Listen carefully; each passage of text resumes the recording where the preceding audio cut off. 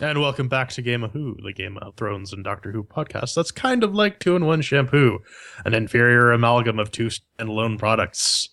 I'm Jordan, that's Ven, and introducing our chess-playing Ewok himself, Mr. Pedro Mateus. This week's episodes are The Nightmare in Silver and The Bear and the Maiden Fair. Well, this has been kind of an exciting week. I think you got something a little extra in the notes for us, right? Do you have it queued up this time? Boom. Tales from the Fan Fiction. Hodor. Now, I found this to be an incredibly intriguing story, to be honest with you. Gripping, really, around that I was at the edge of my seat. Yeah, right there. That's when they're like, Hodor! Hodor! Yeah, Hodor! I have no idea what was going to go on after that, but yeah, it's a roller coaster. As Master Swing said, this is Game of Who 2 podcast. No, don't listen to him. Listen to one, just with Game of Thrones and Doctor Who. We're going to talk about general impressions, then after that, our problems. And let's just go ahead and get in to it with Doctor Who. Rage. With our favorite raging Portuguese person, Master Mateus. What were your general impressions from what was this week's episode, Nightmare in Silver? That's racist, but Yep. All right. Racist. You anti-cyborg motherfucker. To be fair, even though I don't like Cybermen, but we'll get to that, I love the special effects when that first Cyberman walked into the barracks and was all Matrix, running really fast to dodge the things and grab the girl and then they run used up away. all their budget for the rest of the episode. That was kind of the thing. Had a bit of time to digest this. Who said that the Doctor pointed a Sonic? Maybe that stopped them? That was Pedro. Yeah, that was me.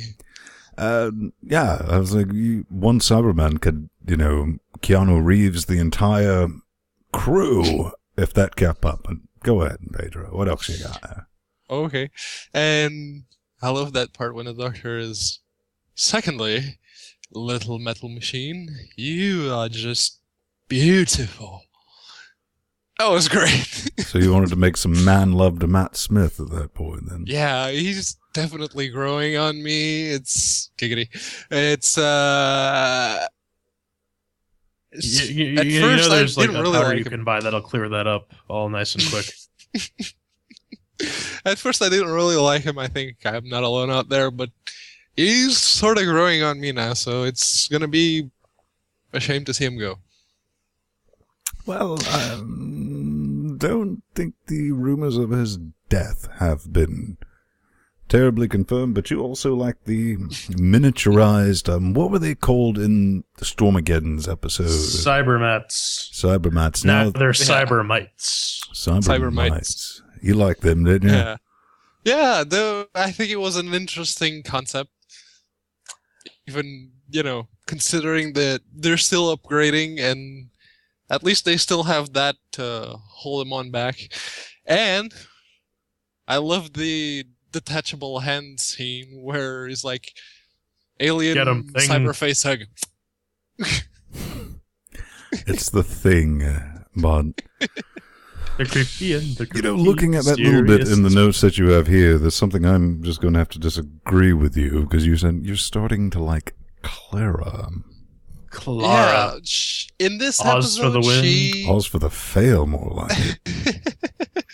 In this episode, she's actually become relatable. How so? Somehow she has the clout to like take command of a military platoon. She has the clap? Clout. Ah.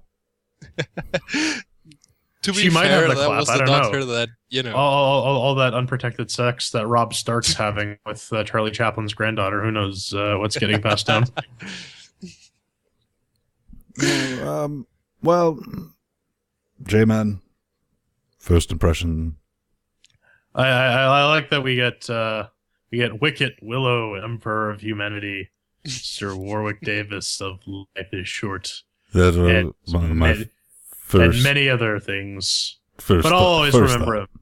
I was like, Willow! Yes! I know. I will you. always remember him as Wicket, the true hero of Return of the Jedi. But yes. This episode was written, of course, by Neil Gaiman, who's a very, very wonderful writer. And I like that he managed to actually make the Cybermen threatening. Because they were kind of ridiculous for the longest time. But he did it by basically turning them into the Borg. They've always been a bit Borgish. Yeah, they were. You could say they were kind of a proto-Borg, but they have borrowed a lot from like the Borg Queen. They had the Locutus thing going. Yeah.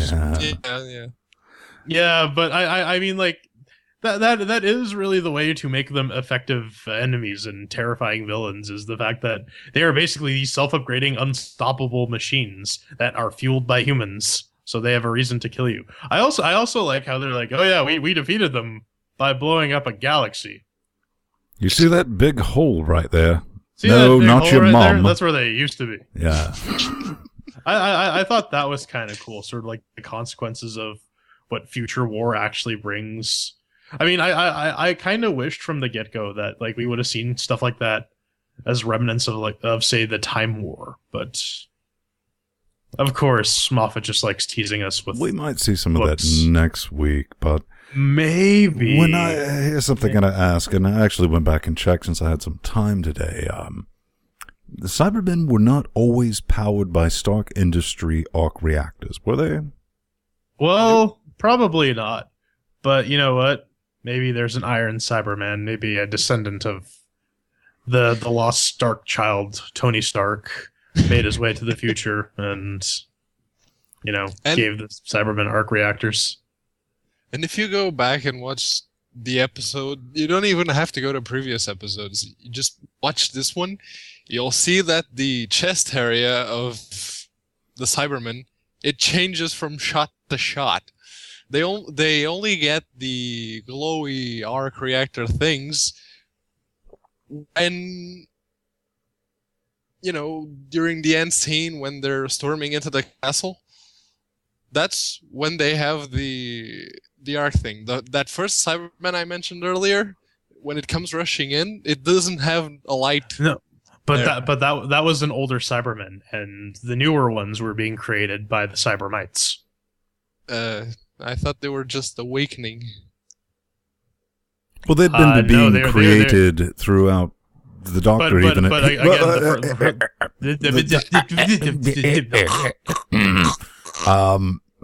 No, Smith even addressed it. He was like, "Oh, so that's why all those people went missing when the park was open." Oh yeah. Yep. Boom. Boom. Okay, that one guy that was bugging me, I was like, who is this? Who is this guy? Who are you? I'm Batman. All right. I'm Batman. He was genuinely bugging me. He's like, who are you? Who are you? And I finally took the time to look it up because I couldn't place him. I was like, I've seen you. I know you. I know your voice. And Pedro, how did you not pick this up instantly, man? It's Harik. I know. I couldn't remember the name of, that policeman guy he used to play. I couldn't even remember the name of the show. It wasn't until Jordan said his name that I actually, Being Human. Yeah, it was on the Being Human UK. Yeah. Played a great character, and actually I enjoyed his performance as well as Mr. Davis's. So let's get into the problems. Okay, I guess, we have to address this because even though this episode was good, I still don't like Cybermen. I don't know, maybe it's the handlebars or, I don't know. But it's for easy carrying. Bring your Cybermen anywhere. Well, what if they were Cybermen with handlebar mustaches? You know what? I'd watch that. I'd watch that hardcore. I'd watch the shit out of that. Continue. But then the Doctor wouldn't be able to win against such manliness. Combines man and machine. You got two moms. You got two moms. Yeah, if your dad doesn't have a beard, you have two moms. That's just Well, how And it if works. your dad's got a handlebar mustache, well, you got two dads. Not that there's anything wrong with that, mind you. Not that there's in it, but Nothing. you know what? My big issue was like, oh yeah, we have like billions of parallel processors that are essentially human brains, and I can't see what a bluff is. I can calculate every single move, which computers today can do. And then, except for that one chess game that requires a dual octa-core processor and whatnot, but Yeah. that's for another show. What about the? He's like, well, I know there's a little bit of code that you guys are still running that I can detect through osmosis, and it's affected by Gold. Yeah. See, you know what would have been funny, because according to Wikipedia, they had one Hitchhiker's Guide to the Galaxy reference. If he were to grab a brick of gold with a slice of lemon on top and slam it in his head. Sounds like witchcraft.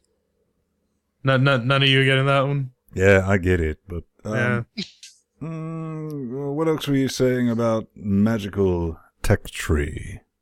Magical. Okay. texture. 3 million Cybermen is very far from extinct.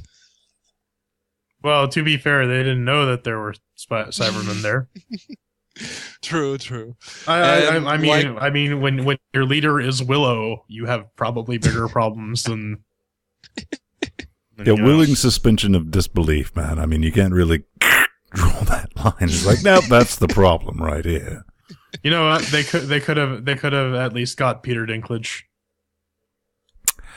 I I'm could buy pretty that. sure that'd be a bit costly at this point. It might be Yeah. costly, but listen to me, BBC. The next Doctor. Yes. Oh hell yeah! Yep. Oh hell yeah! Fucking shit, Ken Matt Smith. Hey, Tyrion Lannister, you want to be our fucking doctor? That would be He's like, sure, double money. indeed. Of course, they don't even make a lot. I mean, they're only pulling in like £1 million a year.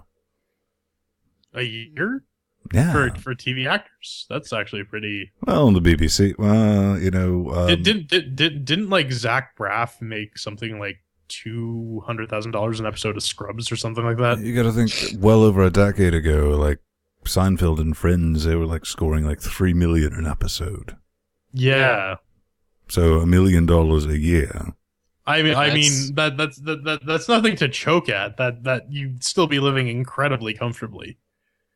It's Well, Just- we would be living incredibly comfortably. Now, those guys are appa- used to apparently a much Lena Headey wealthier isn't. lifestyle. apparently Lena Headey isn't apparently a million years of it too. Yeah. But Okay. let's not get into that. Anyway. It's a ripoff of the S4. Yes. Yes. Um. The TARDIS, magical tree gives people tech. You want a piece of tech, you need it. The TARDIS gives you it. What does it decide to use it for? Oh, let's give the kid Galaxy S3. And like I was saying, that's a complete ripoff. You could have at least given her a brand new Galaxy S4 from Sprint Mobile on sale now. Oh, mobiles and Doctor Who. It never It never ends. fails. All right, let me feel some of your thoughts on this here. All right.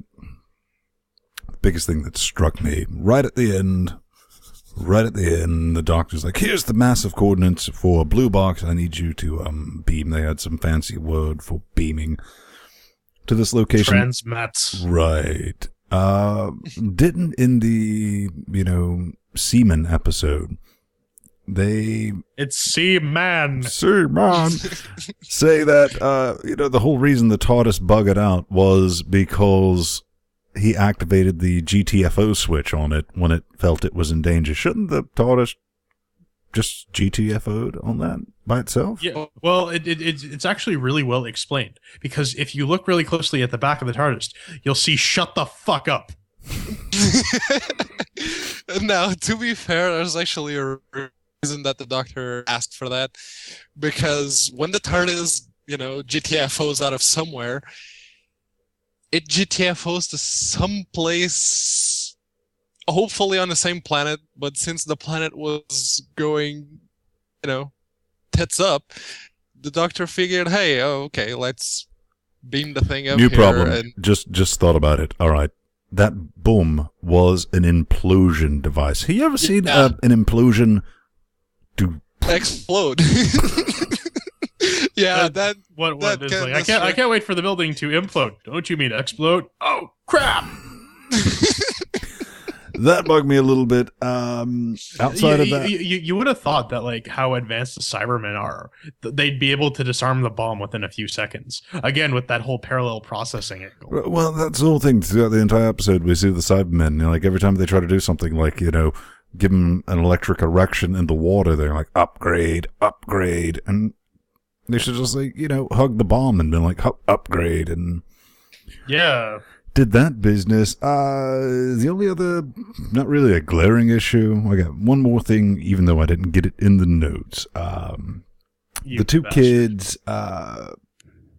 Angie and Artie, they were. Why were they in there? They didn't need to be in there. They were just hostages. They're damsels in distress because the Doctor needs a damsel in distress, and Clara was too busy playing soldier. What was that, Pedro? Yeah. Clara was nominated, High Captain, so they needed Damsels of the Week. That's the other thing. If Wicket is the Emperor of Humanity, the Defender of Mankind, and this guy just randomly shows up and says, "Yeah, I'm working for the Emperor," wouldn't he immediately know? No, you don't. Who the hell are you? What the hell are you doing here? Psychic papers. I never saw the psychic papers, but I did like that they brought back the psychic papers. We haven't seen those in a while. Yeah. I guess in all fairness, the Emperor can't keep track of all of his subjects. I guess in closing, just to round this little bit out, I want to get everybody's opinion on this. I thought this was a fantastic episode when I watched it. Oh yeah. Then I got to thinking about it, and I was like, yeah, this is kind of a meh episode. But it's fantastic compared to the crap we've been fed for the past, 5 episodes now? And I'll give this one credit. It was the first Cyberman story I actually enjoyed. Yeah, definitely. And compared to the rest of the post-mid-season break episodes, this one was pretty damn good. It had the benefit of very good writing, though. That's the thing. The other episodes don't really have Neil Gaiman behind the... Yeah, that's one thing Gaiman can do. You can actually care about the characters, and they're just not all there to do whatever, and it's a Doctor-centric, It's like, oh, what's going on with what? And everybody's doing their own thing. I really enjoyed it, but let's talk about the preview for next week. Dun, dun, dun, dun, dun. Gallifrey. How are they going to pull this? Are we going to see the return of James Rassilon Bond? I don't know. I just want to know how they're going to pull it off, man. Because, I guess Gallifrey is still stuck in some type of time lock. Yeah, that's what they did. They time locked Gallifrey to save it from the Daleks. Explain. But you know what? It might be a flashback, too. It could, but it was like the one place he can't go there. And, I figured it was, I don't know, a Christian church. But, what do you think, Pedro? They're touching on the Doctor Who question. And it looks like they're trying to wrap up the show. It does seem like a really bad name drop. Yeah. It looks like they're trying to wrap up the show. Well, I think this is the next to the last. Then we'll be done. Till the 50th. Yeah. Yes. We're going to get the 50th, but when is that? Oh, I'm sure sometime in 2016. Pretty much. Yes. They're waiting on Eccleston to reconsider. If he has children, kidnap them. Somebody, please, yes. Or, corner him and start kicking him until he agrees to have some sense. Well, if we weren't on the watch list, we are now. Eccleston, we're coming for you. There you yourself. go. Provide motive in case anything ever happens. Because, there's some crazed fans outside of London right now going, I bet this might. Some crazy crackers. Kids don't murder Christopher Eccleston. And Just do not rough kidnap his children. That's Do not kidnap his children. That kind of goes without saying. Yeah, we just need to clarify that. But let's talk. But anyways, how about some Game of Thrones? Game of Thrones, man. Who's got the first notes on here? Oh, yet again. It's the P-Man. P-Man. First impression time. I'm unemployed. I get there first. I got more free time. All right, first impressions. Tywin Lannister owning the room, whatever it is that he walks into, just does not get old. Good on them. Yeah, to kind of combine that with your first statement there, it was infinitely satisfying watching Joffrey crawl back into the Iron Throne when he was just schooling him. I was like, yeah. He's like, I know more about being king having not been king than you do. So sit in your damn place. We can arrange to have someone carry you. I enjoyed that. Yeah. It was brilliant, but I think we got by Dragons. 3 episode, Taste of Dragons.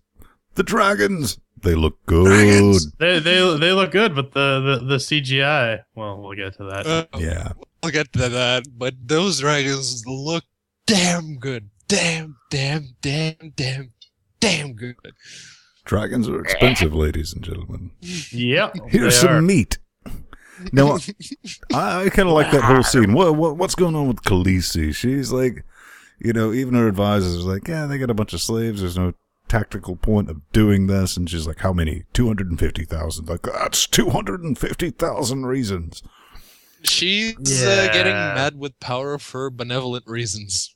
I don't think she's mad with power. I think what she's done is she's kind of backed herself in a corner.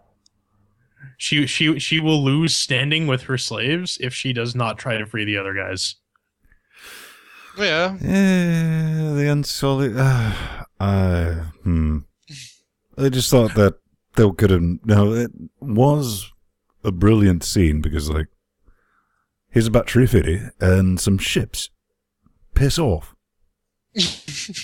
I thought that was a fair offer. Yep. Yeah, very fair offer. You can go through our city, take our ships. Here's some gold. Here's some more presents. Now get the fuck out. Leave us alone to our own devices. We want nothing to do with you. And they have powerful friends. Who are these friends? We don't know. We don't know. Terribly yet. mysterious. I think I have an idea, and it rhymes with Bannister. Could be. So, when did Jaime become the Kingslayer become likable? I don't think he was ever unlikable, except for like the first season. Like when he pushed when he pushed little Bran off the ledge. I mean, he was a dick, but I mean, Cersei is a complete and terrible person. Yep. Joffrey is a completely terrible person. I think of all Jaime was the lesser of the evils. I think he was more his stance was he was more a product of his environment than outright malicious. Yeah, and I mean he gets some character development. Now, if you want to get into the whole product of the environment, you got to look at Joffrey. Looking at, I mean, that's why he is who he is, because he's watched Granddaddy be this malicious SOB this entire time, and he's trying to emulate that in his own poor way. If you want to get into product of Mommy was a malicious bee in and of herself. Yeah, I mean, Jaime is nowhere near on the level of Tyrion, but I think Jaime was more going with the flow. He was an aristocrat born into a noble family, and he was really good at swordplay. So he kind of got forced into his position, and I was kind of getting to the character development. He had a few episodes back with Brienne of Tarth about how they were having their little happy fun bath. Yeah. where he was like, "You want to know what it's like to be an Oathbreaker? I had to watch this guy massacre hundreds of people, and the one time I decide to do something about it, which, mind you, was the right thing to do, I get scolded and I get chastised. But, so what's the point of doing the right thing? What about that one scene? It was like, well, how many people have you saved? It was like 500,000. Yeah. So I The think entire Jamie, population I of think King's we're Landing. seeing the more sympathetic side of Jamie because he wasn't really developed in the early 2 seasons. He wasn't. He was always, he was portrayed. His pushed Bran off the ledge. That was like the one thing he did. He did go after Ned Stark, but that was under orders. Yep, and you could tell during the fight with Ned Stark that the only thing you wanted was to see who was the best. And when that guard interfered, he didn't like it. He went out and punched the guard. He was pissed off. Yeah. So Jamie I guess he's kind of likable. Yeah. Yeah. He went back to take care of the Toth girl. And yeah, well, that may be the whole the Lannisters always pay their debts thing. You got to remember that earlier. She was like, "Oh, you do what you said you're going to do, and consider your debt paid." Yeah, but Lannisters and their debts. Then yeah. Mm-hmm. So that happened. I heard something about a swingingly good time. Oh yes. Back to Theon Greyjoy getting tortured. The second you see 2 beautiful women in that room, you're just like, damn, there is one way this is gonna end. And someone's gonna have a severed dick by the end of it. You said the same thing about Wizard of Oz, man, so I don't know if you're the most reliable source. Hey, I was half right. Anyways. But yeah, and he falls for it too. I'm like, dude, no, this guy has been playing you non-stop. Why would you fall for it? Theon is an idiot. Yes, but even idiots can notice patterns, especially when they're getting horribly tortured. I guess he found a shred of hope and he clung to it. Well, I think I really get the genuine impression that at the beginning he was like, no, this is set up. Yeah. And then they made, well, they didn't show it, but... Yeah, they blurred it. It's left to the imagination of what happened. My only issue with that, and we're not Who talking... is that guy? Yeah. My only problem... And, it's first impressions, and it's not really a problem. Those ladies, in the Neither regions, they were a bit too well groomed. It's like a bonsai tree, man. It's supposed to be. Did they have razors back then? Well, they had scissors and they had sharp knives. And they had to have razors. I mean, how the hell would the men shave? I mean, Tywin Lannister would need a really good razor to keep that beard trimmed. Though, am I the only one who would think he actually looked pretty badass with a beard? Yeah, like a full-on bushy beard.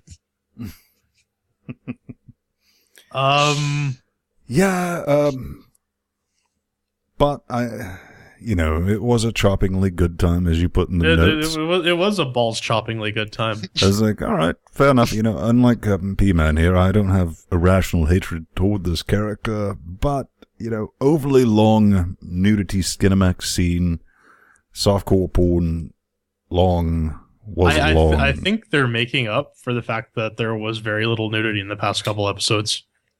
I guess they have a nudity quota to fill.